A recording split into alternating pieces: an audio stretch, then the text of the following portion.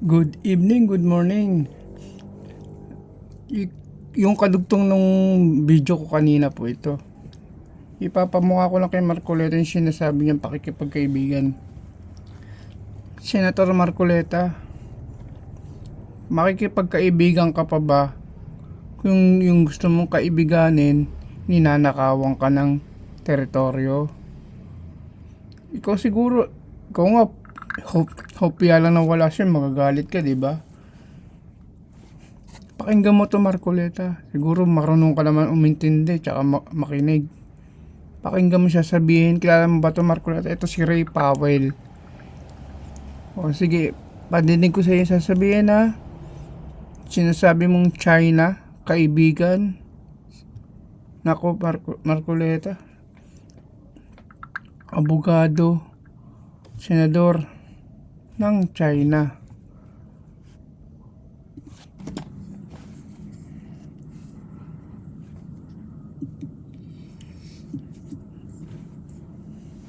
China has already signed UNCLOS, and it has signed the 2002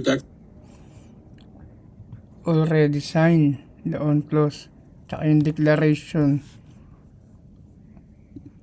on the conduct of parties in the South China Sea. Let me remind you that the Declaration of Conduct, the DOC, is only 5 articles long. 3 through 5 essentially say, Marcoleta, 5 articles lang. 5 lang. Ito lang pala. 5 articles lang. Pakinggan mo kung ano yung articles na yun. we will respect the freedom of navigation and UNCLOS. Again, China signed that, and yet Freedom of navigation. Pumirma ang China. routinely intercepts Philippine vessels 50 to 100 nautical miles from any feature and impedes their progress, impedes their freedom of navigation. Marcoleta, ganyan ba yung kaibigan mo? Demonyo kayo? 4 prohibits the threat and use of force. Can anybody say that China has obeyed or complied with that provision when we see the constant water cannoning, the constant ramming? We saw a 7,500-ton guided missile destroyer nearly collide with a 350-ton Philippine. Yan yung nakaraan buwan yung ano nila, yung guided missile na barko nila.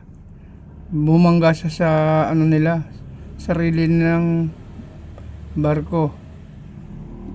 Guard vessel near Scarborough Shoal just 2.5 months ago. And the 5th article basically says that all parties should exercise self-restraint. The essential problem is that China has not exercised self-restraint. So I want to go forward and talk about who is provoking whom. Is assertive transparency causing the provocation? I live in Atherton, California. Whenever I tell people from the Bay Area that I live in Atherton, California, they look at me and they say, which mansion do you live in? Because all of my neighbors have mansion. I am the 2-bedroom rental on the corner that absorbs the road noise. If one of my neighbors one day moves the wall on the other side of my flower bed so that I can no longer get to my flower bed and stations 4 security guards there so that I can't go there anymore. And I try to go there and I'm pushed around by the security guards. And then I say to my wife, why don't you take a YouTube video of me trying to get to our flower bed that we used to be able to get to? And then she shows how these security guards are pushing me around and beating me up. Am I the one who is provoking them? Or did they steal my flower bed, right? So I mean, I think to accuse the Philippines of provocation is an insult to the word provocation. Nadinig mo, Marcoleta? Marcoleta nga. Senador ng China. Abogado ng China. Yan ba yung sinasabi mo? Pilipinas ang nagpo-provoke? Dumidepensa ang Pilipinas. Karapatan ng Pilipino na protektahan ang teritoryo niya. Ang gawin nyo, Marcoleta, protektahan nyo si Digong. Pinapapak na ng lamok yun doon.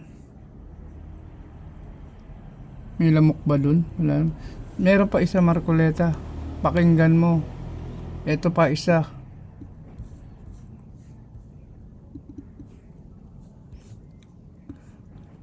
Ayan pa ang isa. Pasok, Madam Lenny. Yung dating administrasyon, ang narrative niya na hindi natin ipupush yung desisyon kasi ayaw natin Oh, ang dating administrasyon, sino? Yung amo mong unggoy, si Digong. Ang gusto ni Digong, wag nang sa China, makapagtalo, wag nang pakialaman yung ginagawa ng China. O ano nangyari? Umabos yung China. Naisip ng mga nung CCP, oh, takot tong mga to, hindi lalaban to. Kasi takot yung presidente, takot din yung mga tao nila. Ang problema, yung mga Duterte, tsaka yung mga senator na sip-sip sa China, sip-sip kay Digong, ang takot. Yung mga bakla yan eh. Marcoleta, kung matatapang kayo, bumaba kayo sa pwesto nyo. Kung matapang kayo, pero kung hindi kayo bababa sa pwesto nyo kasi takot kayo. Yung tungkol sa China, hindi nyo kayang lutasin kasi kasabot na kinabang din kayo. Takot kayong kalabanan ng China kasi baka pagdating sa huli, singilin kayo ng China. Katulad ng ginagawa ng China ngayon. Kaibigan pero isinusumbat yung mga itinulong. Ang kaibigan di nanunumbat. Marcoleta, isa kang demonyong unggoy.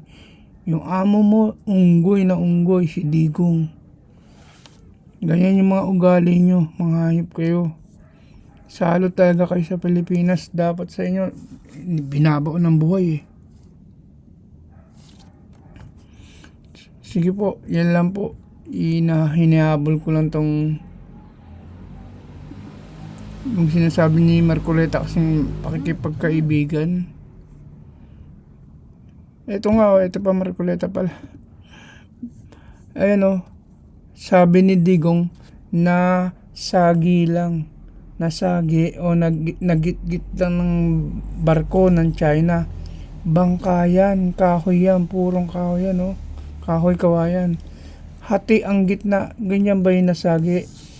Marcoleta, magsama-sama kayo, isama mo lahat, pati mga DDS, doon na kayo sa China. Doon ka humingi ng tulong kay Xi Jinping, palayaan nyo si Digong Unggoy kung mapapalabas nyo sa ICC. Sa tingin nyo ba, uubra yung drama nyo? Hindi na. Si Digong, ang gagawin nyo lang, umasa ng umasa. Kumikita si Kaufman, nauuto kasi kayo. Mga tanga kayong DDS kayo. Yung mga anak ni Duterte, puro tanga na. Adik pa. Kayong mga senator ng China, doon kayo, wag kayo dito sa Pilipinas. Mga salot kayo dito. Paalam na po.